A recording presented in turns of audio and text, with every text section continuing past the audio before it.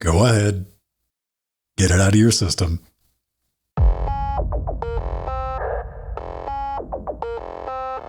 This is the GeekDeck, a mini PC I hacked together to run SteamOS in the living room.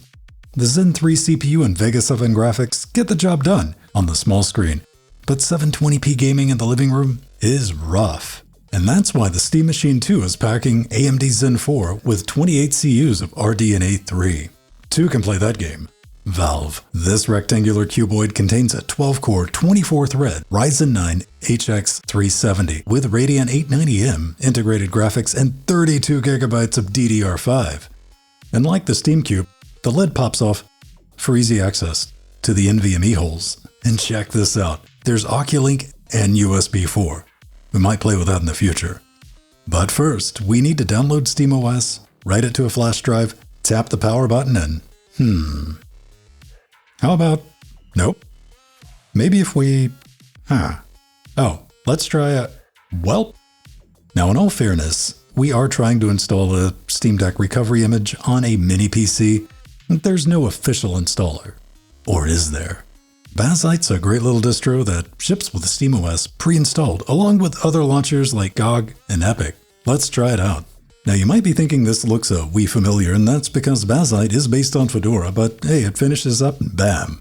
We have SteamOS at home.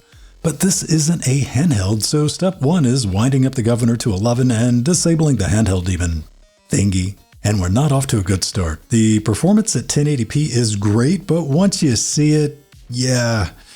And to keep things interesting, it moves around between games and occasionally just doesn't show up at all. That does it. I'm installing a regular Linux distro, and you know what? Let's live a little. Welcome to Steam Big Picture Mode on Debian Unstable. And before you say something silly like, you can't game on Debian, Grandpa, take a look at Cyberpunk running at 1080p using the Steam Deck preset. Now, were you expecting them to be that close? Were you expecting Debian to win? Not by much, but you get the point. Let's flip on FSR3 with a side of FrameGen and have a leisurely walk over to our friend. I might have accidentally thieved a horseless carriage, and apparently the penalty is being killed to death. Alright, I ditched the ride and oh look, the new Valve headset. Like I said, a leisurely walk over to our friend waiting at the food stand. Up next, Sonnet Dad at 1080p with FSR 2.0 set to balance. Now I'm not going to pretend FSR 2.0 holds up, but this is not the Smearovision that you get at 720p. And can we call that 60 FPS? 60-ish?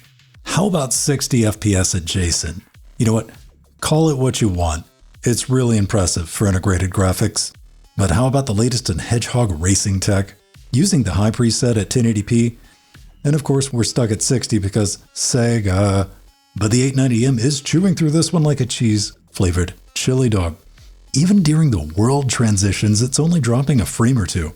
And I get that Knuckles is supposed to be the edgy enchilada, but Sega, dial it down a notch. Let's see what FSR3 on low does for Mr. Parker.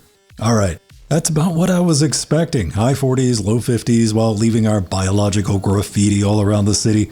And that jumps up to 60 when climbing and hanging around on rooftops. And if you want to dial things up to high with a little frame gen, you can get some impressive performance with visuals to match. Now you might be wondering, why didn't I lead with that? That's because it comes at a hefty price. Around 200 milliseconds of input latency. This has strong GeForce over dial-up vibes. Nira Neta is something I want to check in on because of its Unreal 5 difficulty multiplier. That and FSR looks like pixel soup at 720p low. Now, like Spiderman, FrameGen is for comedic purposes only. And that's not bad? Yeah, the input feels good and we're locked at 60. The FSR shimmers and textures are there, but you'll be too busy focusing on hover calamari to notice. You know what? You're not alone. I too run around looking for something that justifies the performance hit of ray tracing. Oh, this looks neat. But that's not worth 40 FPS. This is Control at 1080p using the low preset, and no FPS tanks when using your Kamehameha. I love to see it. Even with some baddies on the screen, this thing's generally staying above 60 FPS. That was uncalled for, sir. But yeah, I'm giving this one a clean bill of health. And I do want to see how vintage FSR 1.0 holds up at 1080p balanced. The frame pacing is an absolute hot mess without VSync, so we're locked at 60. Oh yeah, that looks way better compared to 720p on the deck, pegged at 60 while running around, but what if we try to make some friends? Does this game come with aim assist? I don't remember. You know what? Don't answer that. Let me pretend. Alright, I am unreasonably fascinated with this magnetic lid. Yeah, the Ryzen HX 370 is a little beastie and the Wi-Fi 7's neat, but you know what's faster than dual 2.5 gig Ethernoodles? Boop. I'm a massive fan of that. But wait, there's more. USB4 and OCulink. That means I can plug this into a dock and attach a cutting-edge GPU. Anyone want to see that? Let me know in the comments and maybe drop me a like when you're down there. I'd really appreciate it. But we do need to talk about the price. This is going to run you not one, but two 32 gig sticks of DDR5. And depending on the GameCube's pricing, that could be a hard sell, considering the 76M tap dances all over the face of the 890M integrated graphics.